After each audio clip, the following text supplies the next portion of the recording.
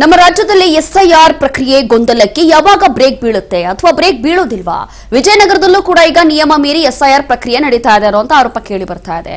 ಇನ್ನು ಅದೆಷ್ಟು ಕಡೆ ಈ ರೀತಿಯಾಗಿ ಎಸ್ಐಆರ್ ನಡೀತಾ ಇದೆ, ಯಾವುದೇ ಒಂದು ಸರಿಯಾದಂತ ರೀತಿಯಲ್ಲಿ ಸರ್ವೆ ಆಗ್ತಾ ಇಲ್ಲ. ಒಂದು ಕಡೆ ಜನರ ಗುಡ್ಡೆ ಹಾಕಿ ಎಸ್ಐಆರ್ ಫಾರಂಗಳು ಫಿಲ್ಲಿಂಗ್ ಆಗ್ತಾ ಇದೆ.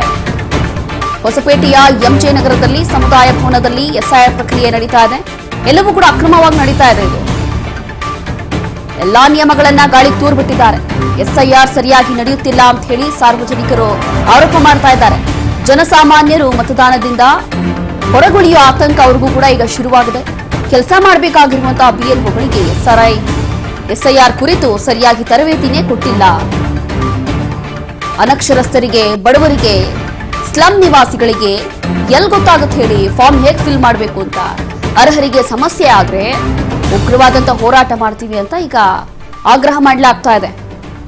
ಹೀಗೆ ಕೆಲವೊಬ್ಬರಿಗೆ ಗೊತ್ತಾಗೋದಿಲ್ಲ ಅದು ಎಸ್ಐಆರ್ ಫಾರ್ಮ್ ಹೇಗೆ ಫಿಲ್ ಮಾಡಬೇಕು, ಅದ್ರಲ್ಲಿ ಏನೆಲ್ಲ ಡೀಟೇಲ್ಸ್ ಕೊಡಬೇಕಾಗತ್ತೆ ಅಂತ ಹೇಳಿ. ಪಾಪ ಸ್ಲಮ್ ಅಲ್ಲಿ ಇರುವಂತವ್ರಿಗೆ ಅಥವಾ ಬಡವರಿಗೆ, ಕೆಲವರಿಗೆ ಓದಕ್ ಬರೋದಿಲ್ಲ, ಅಂತವ್ರಿಗಂತೂ ಇದ್ದು ಗೊತ್ತಾಗಲ್ಲ. ಅವಾಗ ಏನ್ ಮಾಡ್ತಾರೋ ಅವರು, ಈ ಒಂದು ಜಾಗಗಳೇನಿರುತ್ತೆ ಅವ್ರಿಗೆ, ಇವಾಗ ಬಿಎಲ್ಒಗಳಿಗೇನು ಕಚೇರಿಗಳಂತ ಏನಿಲ್ಲ, ಎಲ್ಲಿ ಒಂದು ಯಾವುದೋ ಒಂದು ಏರಿಯಾದಲ್ಲಿ ಎಲ್ಲಿ ಜಾಗ ಸಿಗುತ್ತೋ ಈಗಾಗಲೇ ನೋಡ್ತಾ ಇದೀವಿ. ಎಸ್ಐಆರ್ ಪ್ರಕ್ರಿಯೆ ಹೇಗೆಲ್ಲ ನಡೀತಾ ಇದೆ, ಮಸೀದಿಯಲ್ಲಿ ಅಥವಾ ದೇವಸ್ಥಾನದಲ್ಲಿ, ಕಲ್ಯಾಣ ಮಂಟಪದಲ್ಲಿ ಎಲ್ಲಿ ಜಾಗ ಸಿಗುತ್ತೋ ಅಲ್ಲಿ ಗುಡ್ಡೆ ಹಾಕೊಂಡು ಎಸ್ಐಆರ್ ಮಾಡ್ತಾ ಇದ್ದಾರೆ. ಕಾರಣ ಏನು ಅಂತಂದ್ರೆ ಅಧಿಕಾರಿಗಳು ಮನೆ ಮನೆಗೆ ಭೇಟಿ ಕೊಡಬೇಕು, ಅದು ಸರಿಯಾಗಿ ಭೇಟಿ ಕೊಡ್ತಾ ಇಲ್ಲ. ಒಂದ್ ಕಡೆ ಆದ್ರೆ ಭೇಟಿ ಕೊಟ್ಟು ಅವ್ರು ಫಾರ್ಮ್ ಕೊಟ್ಟು ಬರ್ತಾ ಇದ್ದಾರೆ, ಅವರಿಗೆ ಫಿಲ್ ಮಾಡ್ಲಿಕ್ಕೆ ಕೆಲವೊಬ್ಬರಿಗೆ ಗೊತ್ತಾಗ್ತಾ ಇಲ್ಲ. ಏನು ನಡೀತಾ ಇದೆ ಎಸ್ಐಆರ್ ಪ್ರಕ್ರಿಯೆ, ಅದು ನಮಗೆ ತೃಪ್ತಿ ತಂದಿಲ್ಲ. ಯಾಕೆ ತೃಪ್ತಿ ತಂದಿಲ್ಲ ಅಂತ ಹೇಳಿದ್ರೆ, ನಮ್ಮ ವಿಜಯನಗರ ಜಿಲ್ಲೆ ಹೊಸಪೇಟೆಯನ್ನು ನಾವು ಅಧ್ಯಯನ ಮಾಡೋದಾದ್ರೆ ಇಲ್ಲಿ 60 ಸ್ಲಮ್ಗಳಿದ್ದಾವೆ. ನಗರದ ಶೇಕಡ 80% ಭಾಗದ ಜನತೆ ಸ್ಲಮ್ಗಳಲ್ಲಿ ಇರ್ತಕ್ಕಂಥವ್ರು, ವಿದ್ಯೆ ಜಾಸ್ತಿ ಇಲ್ಲದೆ ಇರ್ತಕ್ಕಂಥ ಅಂಥವ್ರು ಕೂಲಿ ಕಾರ್ಮಿಕರು ಎಲ್ಲ ಕೆಲಸಗಳಿಗೆ ಹೋಗಿರ್ತಾರೆ.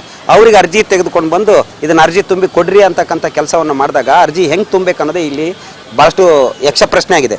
2002ರಲ್ಲಿ ಮತದಾರರ ಪಟ್ಟಿಯಲ್ಲಿ ಇರ್ತಕ್ಕಂಥವ್ರು ಅರ್ಜಿ ಮತ್ತು ಫಾರ್ಮೇಟ್ ತುಂಬೋದು ಅದರಲ್ಲಿ 2 ಇದಾವೆ ಭಾಗ.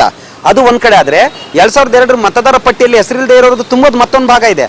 ಅಂದರೆ ಅವರ ತಂದೆ ತಾಯಿ ಅವರ ಲಿಂಕ್ನ ಅಲ್ಲಿ ತುಂಬಬೇಕಾಗತ್ತೆ. ಅಲ್ಲಿ 2002ರಲ್ಲಿ ಇದ್ದ ವಿಧಾನಸಭಾ ಕ್ಷೇತ್ರದ ಹೆಸರು ಅವಾಗ ಬೇರೆ ಇದೆ, ಇವಾಗ ಬೇರೆ ಇದೆ.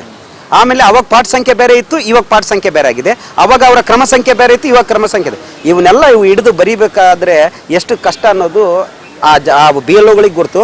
ಆ ಕೆಲಸನ ನಮ್ಮ ಮೇಲೆ ಆಗ್ತಾರೆ. ಆಮೇಲೆ ಎಲ್ಲಿ ಬೇಕಲ್ಲಿ ಕುಂತ ಅರ್ಜಿಗಳನ್ನ ಕೊಡ್ತಕ್ಕಂಥದ್ದು, ಹೆಂಗೆ ಬೇಕಂಗೆ ಎಸ್ಐಆರ್ ಪರಿಷ್ಕರಣೆ ಮಾಡಿದ್ರೆ ಖಂಡಿತ ಇದರಿಂದ ನಷ್ಟ ಆಗೋದು ನಮ್ಮ